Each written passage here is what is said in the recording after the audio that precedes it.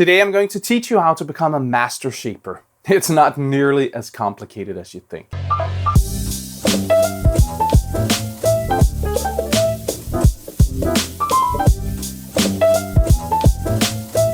Hi, I'm Sune and I'm a food geek. Today I'm going to teach you how to shape high hydration dough. When you first try and shape a high hydration dough, you don't know how it's possible to even touch it without getting covered in sticky dough. Many factors influence the shaping of your dough, but the most important are 1.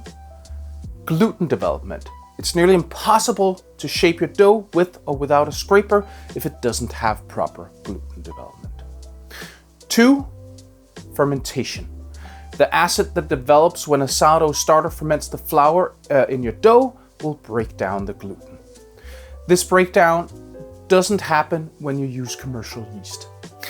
If the dough turns to a pourable consistency, it's entirely overproofed. 3. Technique.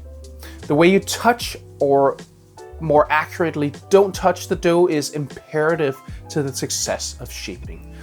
That touch comes with confidence, and confidence is built on top of success. That means if you're having an easy time shaping a 70% hydration dough made with a specific flour, it doesn't mean that you can shape it with 80 or 90% hydration. There's also a limit for a particular flour where it won't be possible to shape it no matter how good you are at shaping. If you can confidently shape a 70% hydration dough made with your favorite flour, try 75%. If it's a challenge, keep baking the bread until it feels like second nature. Otherwise, scale back a bit. That's the formula to get good at anything. When you nail those 3 things, shaping will be a breeze. To get good gluten development, you need a good flour. A lot of flour doesn't have very much potential gluten, so you may have to buy a specific strong or bread flour to help your bread. There can be a massive difference in bread flours. Just because it's called bread flour doesn't mean it's very suitable for bread. It's not a protected word, so companies might just write it on the packaging to sell more flour to bread enthusiasts. Don't get caught up in the number. Different flours have different absorptions, so they may not be able to have as high hydration as other flours. For one flour, high hydration may be 70%, and for another, it might be 85%. Fermentation will require its own video, which will be in the card above once I've made it. Until then, you can follow my general guidelines. 80% good bread flour and 20% of any other flour will be fine. You should go for 100% bread flour if you want an open crumb. Mix the dough and perform a couple of stretch and folds, then put the dough in a container where you can measure the volumetric increase. The dough should grow 25 to 50%, no more. Then start shaping, and you should be good. So I will show you practically how to do high hydration shaping. I will try to attach as many notes to what you see as possible. If there's anything unclear, feel free to ask in the comment section. I will try to answer as many questions as possible. All right, enough babble. Let's get to the practical portion of this video. So when you shape your dough, you have 2 options, your hands or a scraper. When shaping low hydration doughs, using a scraper is almost overkill, but I think it's a great way to get the repetitive motions into your muscle memory. I'll show you both ways. The shaping consists of a pre-shaping and a final shaping. Pre-shaping your dough aligns the gluten on the surface, encasing the dough in a gluten network. If you've only done one loaf using coil folds or similar, you've already achieved this on your dough, and pre-shaping is pretty pointless. If you're baking 2 loaves or more, when you split the dough, you will sever the gluten strands, so you need to realign them, thus pre-shaping is essential. When you pre-shape, you take a blob of dough and turn it into a well-defined ball. First, I'll show you how to do it with a scraper. First, I move the dough from the storage to the workspace using the scraper. The little wiggle you see at the end is to release the dough. As you can see, some dough stuck to the scraper. Okay, scrape away from yourself into the dough. Turn the scraper around and pull forward and let go with a swift motion. As you can see, the dough is already becoming less sticky. You keep repeating the same motion over and over. I'm using my other hand to guide the dough, but barely touching it. As you can tell, I'm still getting dough on my hand. I stop when the dough looks cohesive and has an excellent surface, but not very tight. When I move the dough back to storage, you can tell that the scraper doesn't stick much. All right, one more time. Oops, I didn't get all the dough. It's all about the fluidity of the motion and the light touches.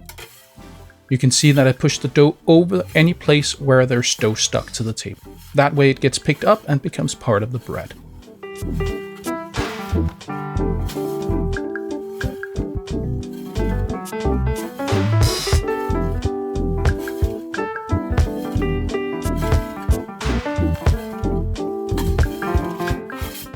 Okay, time to do some hand shaping, so I wash any dough off my hands and my scraper. I don't dry my hands though. I still use my scraper to move the dough from storage so it doesn't get too messy. To pre-shape, I use both hands, cup them and press them down onto the counter to ensure that I move the entire dough each time.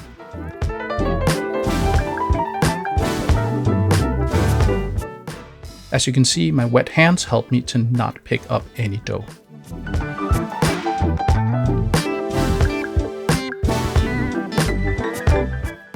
A little twist helps to seal the bottom more.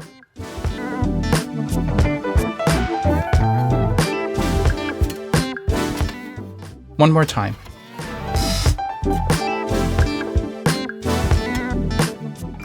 I'll wash off any dough and get my hands wet again. Like with the scraper, I try to pick up any dough on the counter, not to waste any. It could become bread instead of getting thrown out.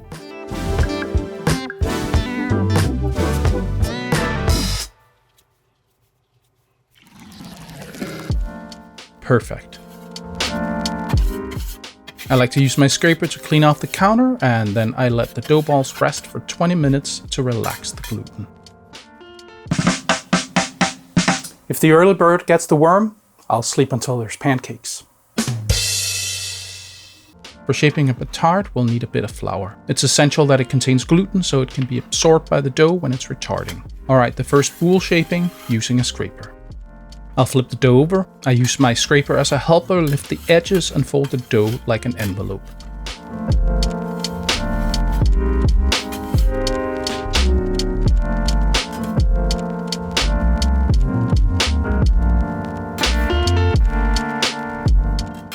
Then flip it back over. Then I repeat the motions from the pre-shaping, but push harder. Now I'm aiming to get a tight outside. I'm not just guiding with my hand now, I'm pushing the dough forward.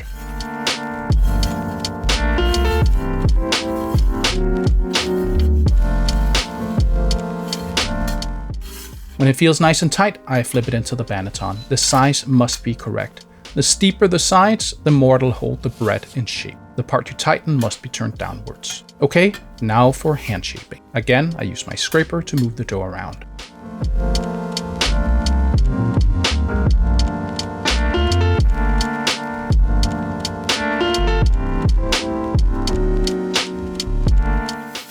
Flip it back over, and I cut my hands and move the dough over the counter. You can tell I'm going much harder now.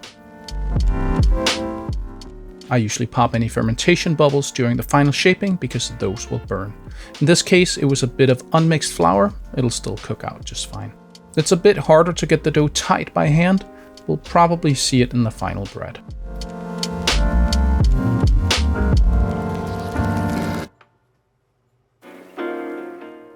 For the batards, I put a fine dusting of flour on top to help it not stick to the table.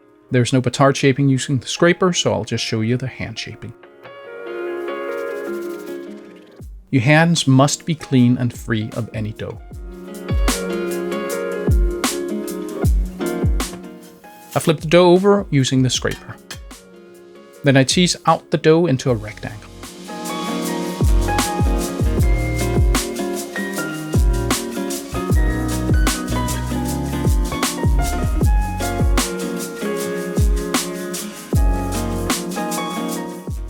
Then I fold the bottom up halfway, and I fold both sides about a third in, overlapping each other. Then I stretch the top and I tug it in at the sides.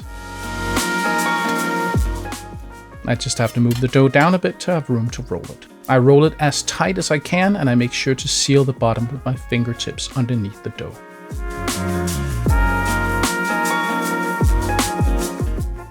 Then I cover the sides with a bit of dough. Can you see how vital gluten development is? The dough would just tear if I hadn't made sure to develop it.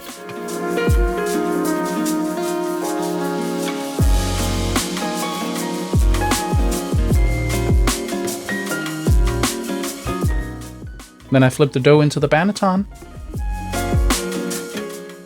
and I stitch the bottom to get even more tension on the top. When you score this baby, it'll split open.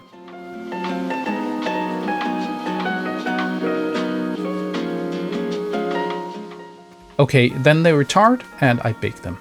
And here's how they looked after baking.